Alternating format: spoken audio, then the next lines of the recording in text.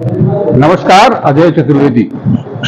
दोस्तों, आज वाराणसी में AIDYO के आह्वान पर बेरोजगारी के खिलाफ राज्य कन्वेंशन आयोजित किया गया। स्थान था देश के सुनामधन्य पत्रकार स्वर्गीय पारकर जी के नाम से जो पत्रकारों का काशी में भवन है, वहीं ये सम्मेलन आयोजित किया गया। हमारे साथ AIDYO के कुछ पदाधिकारी हैं। मैं उनसे ये जानना चाहूंगा कि ये आपका संगठन जो लगातार बेरोजगारी के मुद्दे पर जगह जगह जाकर के देश भर में आप लोग जो जागरूकता का अभियान चला रहे हैं, इसके पीछे आपकी कुछ सोच होगी, आपकी कुछ धारणाएं होंगी, और जहां भी आप लोग गए उसका क्या कुछ असर आपको दिखाई दिया, क्योंकि जो स्थितियां हैं, जो आपकी मांग है, उसमें केंद्र और राज्य सरकार के सभी विभागों के रिक्त पदों को जल्द से जल्द भरा जाए, नए रोजगार का सृजन किया जाए, रोजगार को मौलिक अधिकार घोषित किया जाए, वो रोजगार न मिलने तक बेरोजगारी भत्ता दिया जाए, हर स्तर पर ठेकेदारी तथा आउटसोर्सिंग एवं निजीकरण को समाप्त कर स्थायी रोजगार की व्यवस्था की जाए। इसका जो पांचवा और अंतिम आपकी मांग है, अश्लील सिनेमा, साहित्य, नशीली दवाओं एवं शराब के उत्पादन पर, बिक्री पर पूर्ण प्रतिबंध लगाए जाए। हम यहीं से स्टार्ट करते हैं, पांचवें सवाल से ही। ये जो आपका मुद्दा है, अश्लील सिनेमा, साहित्य, इसको किस तरह से आप मानते हैं कि इसको खत्म किया जा सकता है, या इस पर कुछ गतिरोध लगाया जा सकता है? देखिए, जब से मोबाइल नौजवानों के हाथ में आया है, न सिर्फ नौजवान बल्कि बच्चों के हाथ में भी ऑनलाइन एजुकेशन लाया गया, सभी छात्रों के हाथ में भी मोबाइल आ गया। अब मोबाइल में ऐसा देखा गया, लॉकडाउन के टाइम में भी क्लासेस चल रही हैं जूम के ऊपर, जूम या अन्य माध्यमों से, और अचानक ही एक पॉर्न वीडियो डिस्प्ले हो गया। इस तरह की घटनाएं भी आई थी। जी जी। हम ये कह रहे हैं कि कुछ साल पहले वो बच्चों के पोर्नोग्राफी को लेकर के एक एडवोकेट ने सुप्रीम कोर्ट में एक ट्रायल डाला था कि रोका जाए उसको। मतलब क्या है कि सरकार अगर चाहे तो हर इस वेबसाइट को रोका जा सकता है, कंट्रोल किया जा सकता है। हम पहली मांग ये कर रहे हैं कि जितने भी अश्लील वेबसाइट हैं जो पोर्नोग्राफिक कंटेंट को दे रहे हैं हमारे देश में, या उससे जुड़े हुए भी कंटेंट, जैसे इंटरनेट में भी अश्लील साहित्य की भरमार है, मतलब बहुत सारे ऐसे कहानियां, और ये सरकार अगर चाहे तो उस पर रोक लगाया जा सकता है। हम सरकार से ये कह रहे हैं कि इन सारी सामग्री के ऊपर रोक लगाइए। देखिए, आए दिन सुनने में आता है कि किसी ने गलत ट्वीट किया, सरकार के खिलाफ ट्वीट किया, या फेसबुक पर कुछ पोस्ट करता है तो तुरंत उसे घर पे पुलिस और पदाधिकारी पहुंच जाते हैं। सर, आपको यहाँ इंटरप्ट करेंगे। आप जब मोबाइल खोलते हैं उसी समय आपके पास जो फेसबुक का फीचर आता है, फेसबुक आप जहां खोलेंगे यहीं पर आपका एक बिंदु होता है, एक पॉइंट होता है जहां पर कि वीडियो शो किए जाते हैं। उस वीडियो को आप जैसे ही ओपन करेंगे, गलती से भी आपने उसको ओपन कर दिया या अपनी जानने के लिए भी, कुछ समझने के लिए भी आपने ऑन किया, तो वहां ढेर सारी इस तरह की वीडियो क्लिप्स मौजूद हैं। इसको किस तरह से रोका जाएगा? क्योंकि वहां फेसबुक हर बच्चा, जैसा आपने बताया कि बच्चे से लेकर के और बूढ़े तक सारे लोग इसको देख रहे हैं। इसको भी रोका जा सकता है, सरकार इसको भी रोक सकती है। कैसे रोक सकते हैं? आप देखिए कि अभी ट्विटर पर अभी एक आ रहा है, मेटा ने भी जारी किया है कि सरकार की तरफ से कौन से कंटेंट को रोकना है वो एक लिस्ट दी जा रही है। मतलब अगर आप समाज के हित में बात करते हैं और वो सरकार के हित के खिलाफ है, तो यहाँ से सरकार एक रिपोर्ट दे रही है कि आप इनके आईडीज को बंद कर दीजिए। फेसबुक के अंदर भी जो भी कंटेंट आ रहा है, गलत कंटेंट, वो उसका कोई ना कोई सोर्स है। सरकार अगर चाहे, माने आईटी जो मिनिस्ट्री मंत्रालय है उसके ये रीच में है, अगर वो चाहे तो इसको बंद कर सकते हैं। देखिए, मैं एक रिपोर्ट पढ़ रहा था चाइना के बारे में कुछ दिन पहले एक अखबार में। चाइना में ये सारे जो एप्लीकेशंस हैं, ये जो चीज़ें हैं, ज़्यादातर बाहर से आते हैं, चाइना से और बाकी चीज़ जगहों से। लेकिन चाइना जो एप्लीकेशन हमारे लिए बनाता है वो चाइना में बैन है, चाइना यूज़ नहीं करता है उसको। वहाँ पर अगर कोई बच्चा यूज़ कर रहा है कोई एप्लीकेशन, तो उसको उसी का काम के ही एप्लीकेशन उसके पास आते हैं, या जो रिलेटेड वीडियोस। अगर कोई वर्कर किसी पर्टिकुलर सेक्टर का वर्कर है, अगर वो कुछ देखना चाहता है तो उसके काम से रिलेटेड वीडियोस उसके पास आते हैं। मतलब उनके पास गलत चीज़ें नहीं आती। लेकिन हमारे पास क्या है, आपने सही कहा कि एक गलत वीडियो अगर आ जाए, एक महिला का, या हम ये कहें न्यूड महिला का गलती से किसी का वीडियो ओपन हो जाए, उसके पास अब सारे वीडियो उसी की तरह के आते हैं, तो इसको रोका जा सकता है। नहीं, आपने सही बात कहा कि रोका जा सकता है। मुझे याद आता है कि कुछ सालों पहले इस तरह की बातें उठी थी, हमको लगता है कि शायद एक दशक पहले की बात है, कि इस तरह के वीडियो, इस तरह की फिल्में, इस तरह की वेबसाइट्स को बैन करने की मांग बहुत जोर से उठी थी। और ये जो बच्चों के बीच में या फैमिली के बीच में इस तरह के वीडियो ना आए, उसमें भी एक क्लॉज दिया गया था कि उस बटन से आप इसको पूरी तरह से बंद कर सकते हैं, वो किसी भी हालत में ओपन नहीं होगा। लेकिन उस पर कोई आगे कार्रवाई नहीं हुई। और आज जो आईटी का जमाना है, अब तो एआई का जमाना आ चुका है, ऐसे में मैं मानता हूं कि हमारे जैसे लोग आउटडेटेड हो चुके हैं। आज का 2 साल का बच्चा होगा, 3 साल का बच्चा होगा, उसको ज्यादा इसके बारे में जानकारी है। वो आपसे मोबाइल लेगा और आप जिसको बंद किए हुए हैं उस ऐप को वो खोल सकता है आसानी से। फिर इसको किस तरह से बंद किया जा सकता है? नहीं, सवाल यही है कि मोबाइल में जो भी कंटेंट आ रहा है उसका एक सोर्स है, उस सोर्स है, उसका एक एड्रेस है। सरकार को उस एड्रेस को बंद करना है, एक बात। दूसरा, एआई का ज़माना है, डीप फेक वीडियोस भी काफ़ी आ रहे हैं। अभी ये मामला उठा था जी, और ये मामला खास करके जो आप बोल रहे हैं तब उठा था जब दिल्ली में निर्भया के ऊपर में, निर्भया की जो घटना हुई थी 2013 में। जी। उसके बाद एक नेशनल इशू बन गया था। हाँ। कि पोर्नोग्राफी या जो इस तरह की वेबसाइट्स हैं उसको बंद करना चाहिए। मैं ये बात फिर कह रहा हूँ मैं कि सरकार चाहे तो सोर्स को देखिए। जब इंटरनेट पे कुछ आता है तो उसका आईपी एड्रेस होता है, वो कहाँ से आ रहा है उसके एड्रेसेस होते हैं, कहाँ से कंटेंट आ रहा है, अगर सरकार, और ये सरकार के जानकारी में होता है। ये सारी चीजें सरकार की जानकारी में है, उसके बावजूद बंद क्यों नहीं करती है? हाँ, यही है सर असल सवाल। असल सवाल यहीं पर है। एक्चुअल में किसी भी सरकार का ये इंटेंशन नहीं है कि इस तरह की चीज़ों को बंद किया जाए। क्यों? क्योंकि सरकार के पास नौजवानों को, छात्रों को या लोगों को देने के लिए कुछ पॉजिटिव नहीं है। रोजगार की मांग कर रहे हैं नौजवान, नहीं है। एक अच्छी शिक्षा की मांग कर रहे हैं छात्र, नहीं है। स्कूलों में नहीं प्रोवाइड किया जा रहा है। फीस वृद्धि हो रही है, महिलाओं के ऊपर अपराध बढ़ रहे हैं, महंगाई बढ़ रही है। मूवमेंट ग्रो करेगा, देश के अंदर मूवमेंट डेवलप होगा इन मांगों को लेकर के। लेकिन अगर मूवमेंट डेवलप करने के लिए भी तो एक ऊंची संस्कृति चाहिए, नीति नैतिकता चाहिए। जैसे हम कहते हैं कि इंसान को खड़ा रहने के लिए मेरुदंड का सीधा होना जरूरी है। समाज को खड़ा रहने के लिए समाज के अंदर नीति नैतिकता का रहना वो एक मेरुदंड का काम करता है। नहीं, लेकिन सरकार का प्रहार इसके माध्यम से उस मेरुदंड को तोड़ना है। आपकी बात एकदम 100% सही है। सरकार के पास वो सारे क्लॉज हैं कि वो विपक्ष के वीडियो को बैन लगा सके। यूट्यूब चैनल या सोशल मीडिया के जितने भी प्लेटफॉर्म हैं, वहां अगर सत्ता पक्ष के खिलाफ कुछ लिखा जाता है, कुछ बोला जाता है, तो उसको वो बैन लगा सकते हैं, उसको डिलीट कर सकते हैं।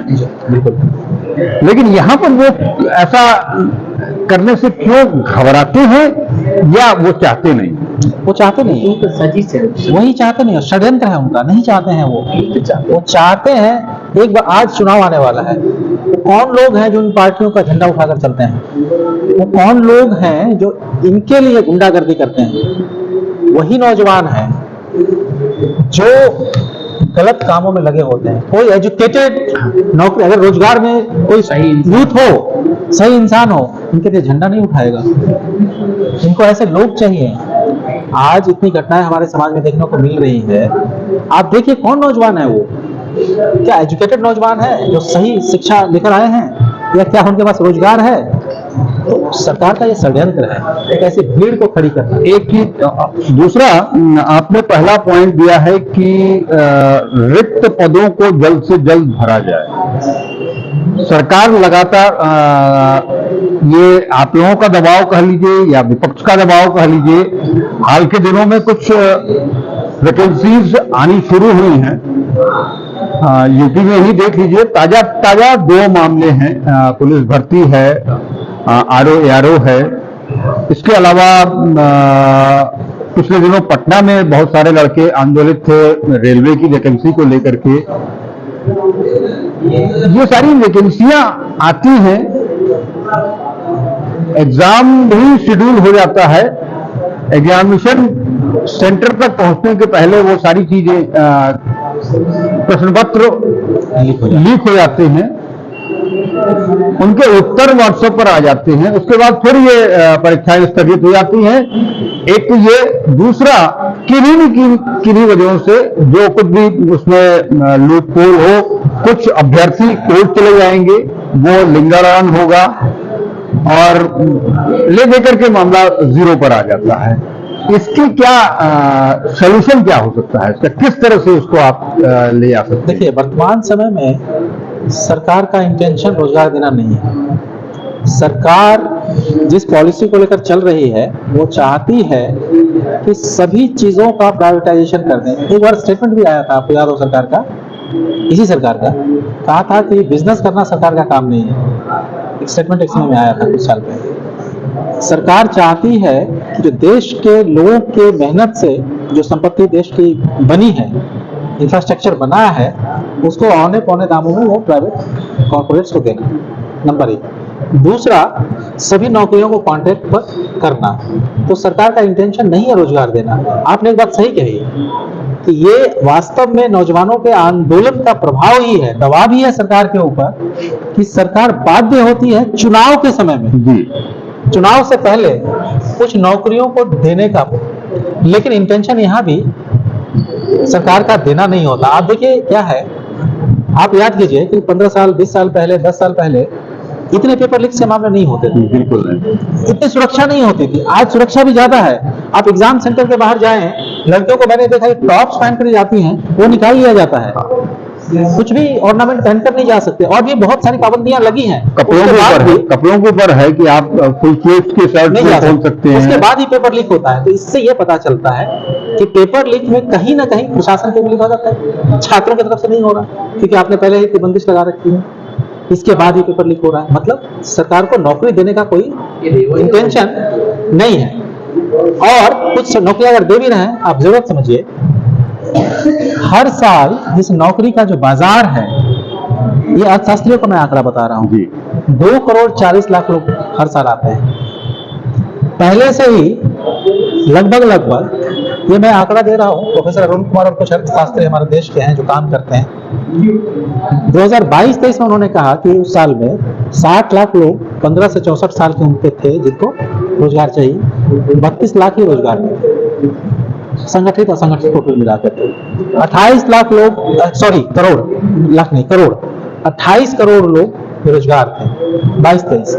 हर साल 2 करोड़ 40 लाख नए आ रहे हैं। हालत यह है, और सरकार दे पा रही है टोटल नौकरियां अगर केवल 5 लाख।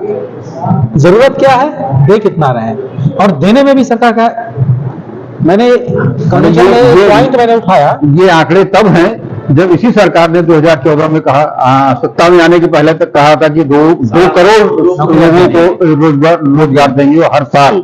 तब ये हालत है। और ये पहली बार अब ऐसा होने लगा है। मैंने कन्वेंशन में भी ये बात कही कि जो छात्र नौकरी के लिए आवेदन करते हैं, तैयारी करते हैं, एग्जाम देते हैं, और एक समय बाद उन छात्रों को आंदोलन करना पड़ता है कि परीक्षा रद्द कीजिए। आप समझ रहे हैं कि भ्रष्टाचार किस स्तर पर है, और इस भ्रष्टाचार में स्टूडेंट नहीं शामिल है। बेरोजगार नहीं शामिल है, कहीं ना कहीं सरकार और प्रशासन की तो मिली बिल्कुल भगत है। सही बात है आपकी। अभी हाल का ही मसला है जो कि सेना भर्ती के लिए 2 लाख से ज्यादा बच्चे अटेंड हुए, उन्होंने फिजिकल भी पास कर लिया, रिटर्न भी पास कर लिया। उसके बाद फिर ये कहा गया कि तब तक शायद कोविड आ गया, तो ये कहा गया कि अभी थोड़ा कोविड आ गया है, इसके बाद हम वो अभी नहीं हो सकता है, उसको कर दे। कोविड भी चला गया, लेकिन अब उसके बाद ये कहा गया कि अब हम कुछ नहीं कर सकते, आप लोगों को कोई नौकरी नहीं दे सकते। बिल्कुल ऐसा ही हो रहा है। इसका सॉल्यूशन क्या है? इसका लड़ाई आंदोलन एक जुझारू लंबा आंदोलन नौजवानों के अंदर जागरूकता आना एक काम है, क्योंकि आज भी जो हमारे नौजवान हैं जाति के नाम पर, धर्म के नाम पर बटे हुए हैं, या ये कहिए कि जाति धर्म का मुद्दा ऐसा है, मतलब ये सत्ता पक्ष के हाथ में एक ऐसा अस्त्र है कि नौजवानों को जाति धर्म के नाम पर बांट करके असली मुद्दों से भटका देते हैं। हमारा काम है जाति धर्म के आधार पर बंटना नहीं, सही मुद्दे पर, रोजगार के सवाल पर और या अन्य आर्थिक मुद्दों के सवाल पर एकजुट होकर लंबा आंदोलन करना। ये बातें बहुत दिनों से कही जा रही हैं, नौजवानों को लेकर के, बेरोजगारों को लेकर के, लेकिन उसकी काट भी उनके इस सत्ता के पास है। हम आपको रोज तो बिना काम दिए, बिना काम कराए आपको मुफ्त का राशन दे रहे हैं, बैठ करके खाओ, क्या जरूरत है काम मांगने की? मैंने जो बात बोली वही कि लोगों के अंदर जब तक जागरूकता नहीं आएगी, देखिए केवल गरीब होने से, केवल आर्थिक रूप से विपन्न होने से ही वो समाज में क्रांति कर देंगे, परिवर्तन ले आएंगे, ऐसा होता नहीं है। जो पहली शर्त है समाज में बदलाव की या क्रांति की, वो है जागरूकता। और हमारे देश में जागरूकता न आए लोगों में, नौजवानों में, इसका सत्ता पक्ष की तरफ से पूरा प्रयास किया जा रहा है। इसीलिए हमारा जो काम है कि लोगों को जागरूक बनाना, और जहां जहां हमने अभी कन्वेंशन किया है, लगभग 23 राज्यों में किया है, हमारा ये एक्सपीरियंस कहता है कि नौजवान आने के लिए तैयार हैं आंदोलन में, वो आ रहे हैं आंदोलन में जहां जहां हम जा रहे हैं। और अगर कहीं नौजवान नहीं आ रहे हैं तो हमें ये कहने में झिझक नहीं हो रही, शर्म नहीं हो रही, हम उनके पास नहीं पहुंच रहे हैं। लेकिन जहां जहां हम पहुंच रहे हैं नौजवानों के बीच में, नौजवान आंदोलन में आ रहे हैं। इसमें कितना, ये एक लंबा प्रोसेस है, लंबे प्रोसेस है, सही है। और इसके अलावा तो कोई रास्ता केवल पिछले 10 सालों की बात नहीं है, उसके पहले से ये स्थिति आ रही है नौजवानों के साथ, बेरोजगारों के साथ। ये जरूर है कि इन 10 सालों में वो स्थिति ज्यादा विकराल हो गई है, ज्यादा भयावह दिखने लगी है।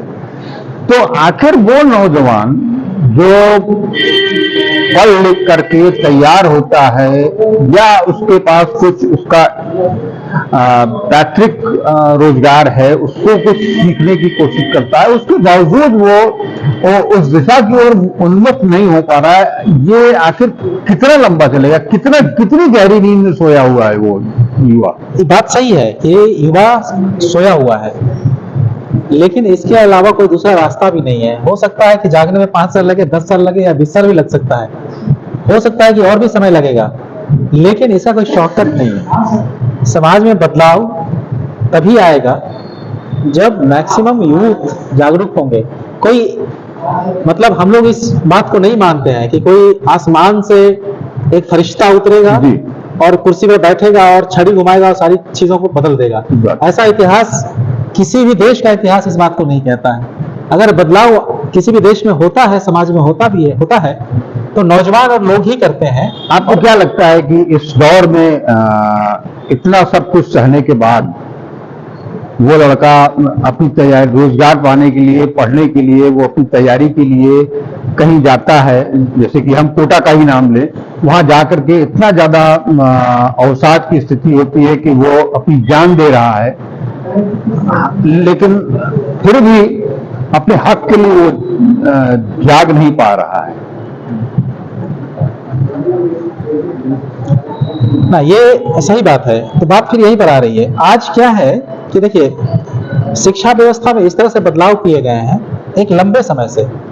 देखिए, एक चीज हमें समझना पड़ेगा, ये जो सत्ता में बैठे हैं वो भी चीजों को रातों रात नहीं बदलते हैं, उनकी एक लंबी प्लानिंग होती है। दीर्घ स्थायी प्लानिंग वो करते हैं और चीज़ों को इम्प्लीमेंट करते हैं। जैसे 1986 में एक एजुकेशन पॉलिसी आई।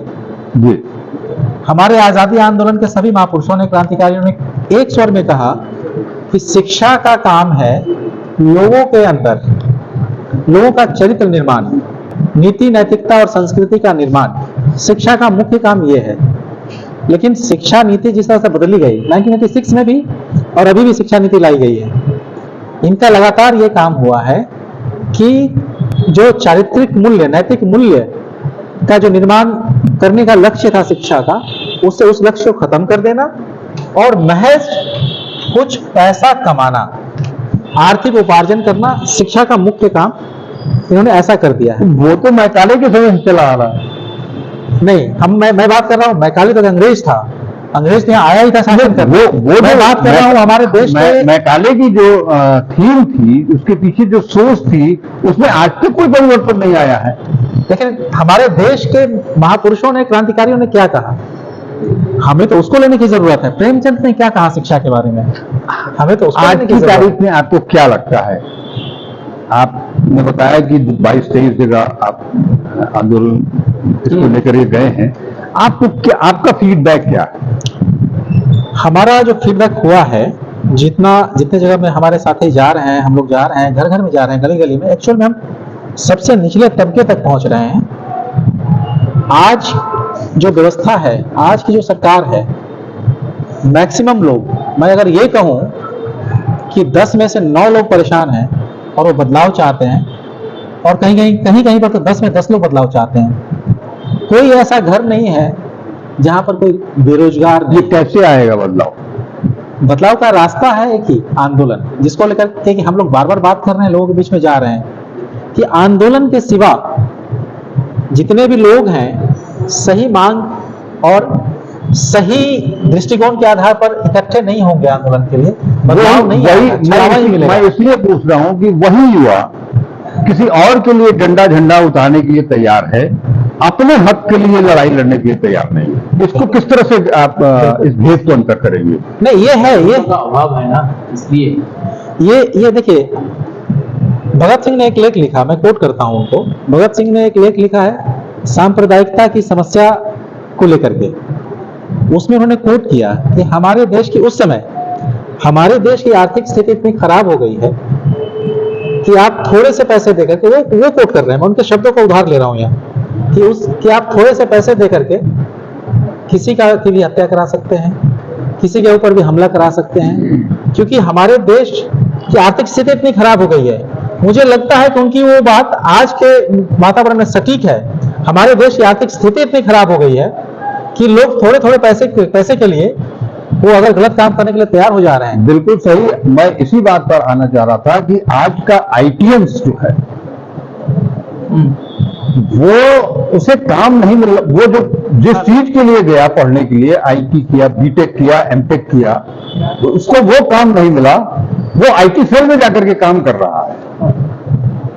कोई सोचनीय विषय, सत्ताधारियों के सोचनीय प्रश्न है, हित को लेकर काम कर रहा है। सोचनीय प्रश्न है। नौजवान जिसको कि रिसर्च करना चाहिए था, विज्ञान का डेवलपमेंट करना चाहिए था, और उसके जरिए मानवता की सेवा करनी चाहिए थी, समाज की सेवा करनी चाहिए थी, रोजगार नहीं होने से, या ये कह सकते हैं कि उसको वहां मौका नहीं मिलने से, उस समाज को तोड़ने में जो ताकतें लगी है उसको मदद कर रहा है।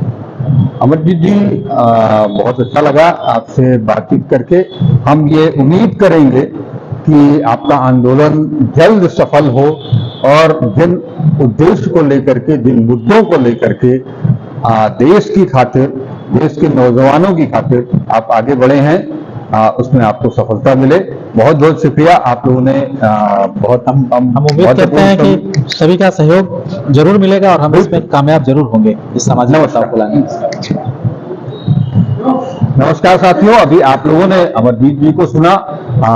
आप AIDYO के अध्यक्ष, आप सारे लोग उससे जुड़े हुए पदाधिकारी लोग हैं। एक नई उम्मीद, एक नया जोश, एक लक्ष्य हासिल करने के लिए वो लोग उतरे हैं नौजवानों के बीच में।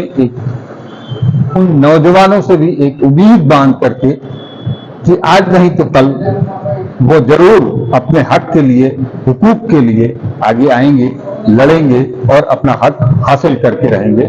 नमस्कार, अजय चतुर्वेदी।